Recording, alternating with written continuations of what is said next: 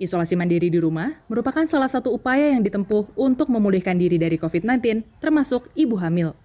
Seperti yang dialami Nabila Maharani, sejak terkonfirmasi positif pada 11 Juni lalu, wanita yang sedang hamil 5 bulan ini mengaku alami peningkatan gejala yang signifikan dari hari ke hari.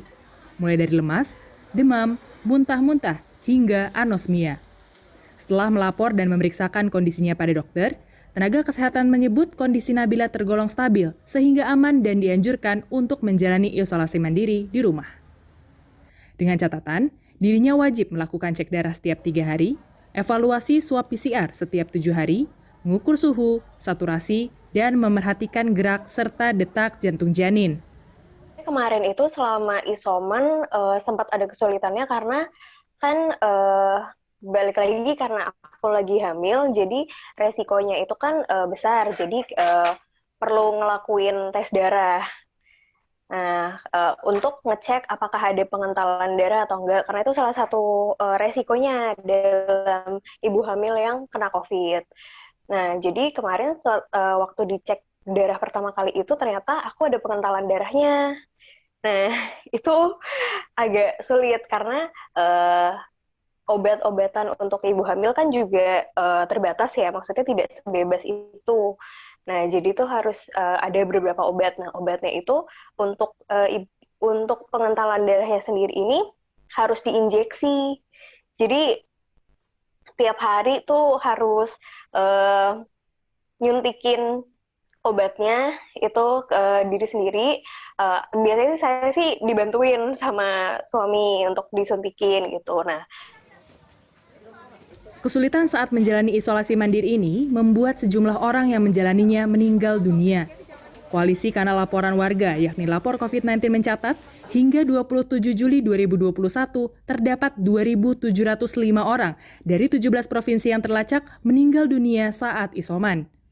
Data kematian yang masih meningkat dinilai menjadi indikator kolapsnya layanan dan fasilitas kesehatan, sehingga pertolongan terhadap pasien datang terlambat.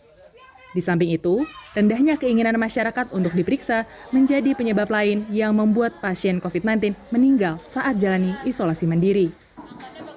Pada bulan pertengahan Juni hingga sekitar awal Juli gitu ya, banyak sekali masyarakat yang meminta pencarian rumah sakit kepada kami.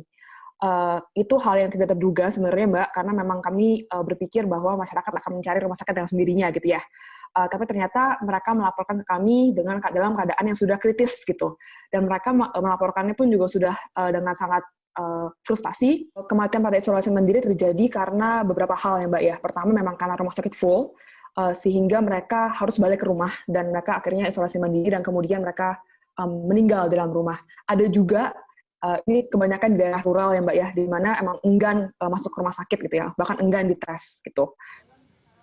Seorang warga Sukatani, Tapos, Depok memaparkan, tetangganya meninggal dunia ketika menjalani isoman akibat positif COVID-19 dan memiliki komorbid. Beruntung, tim Satgas setempat gerak cepat dalam melakukan tracing, proses evakuasi, hingga pemulasaran jenazah. Dari pihak istrinya, karena kami bersebelahan, menginformasikan ke saya, itu jam 4:30 ya, menginformasikan ke saya, kondisi suaminya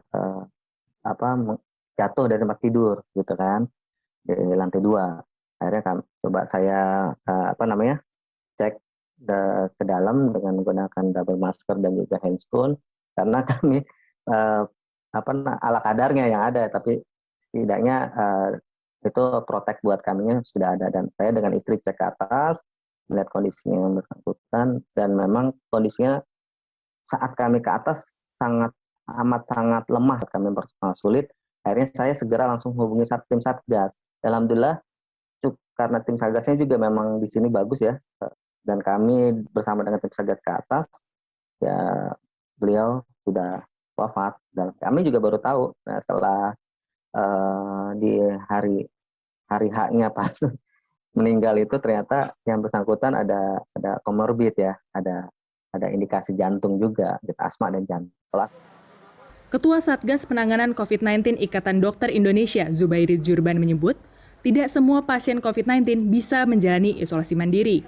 Terlebih mereka yang memiliki rekam medis penyakit bawaan penyerta, bergejala sedang hingga berat, ibu hamil, dan mereka yang memerlukan perhatian dan penanganan khusus sehingga lebih baik dirawat di rumah sakit.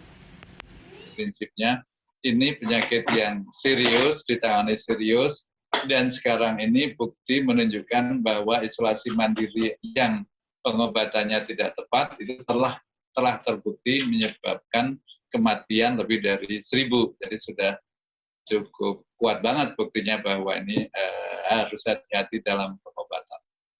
Pasien yang menjalani isoman amat perlu memastikan diri tidak memiliki komorbid, rajin mengecek suhu tubuh dan saturasi, mengonsumsi obat yang sesuai dengan anjuran dokter, serta mencatat dan melaporkan kondisi harian pada layanan kesehatan terdekat atau via telemedicine. Di sisi lain, pemerintah juga perlu mendukung dan memenuhi kebutuhan alat pelindung diri di setiap satgas, utamanya di lingkup terkecil seperti RT/RW, untuk mempermudah dan mempercepat pemberian pertolongan. Clarissa Aradia, Ilham Aji, Jakarta.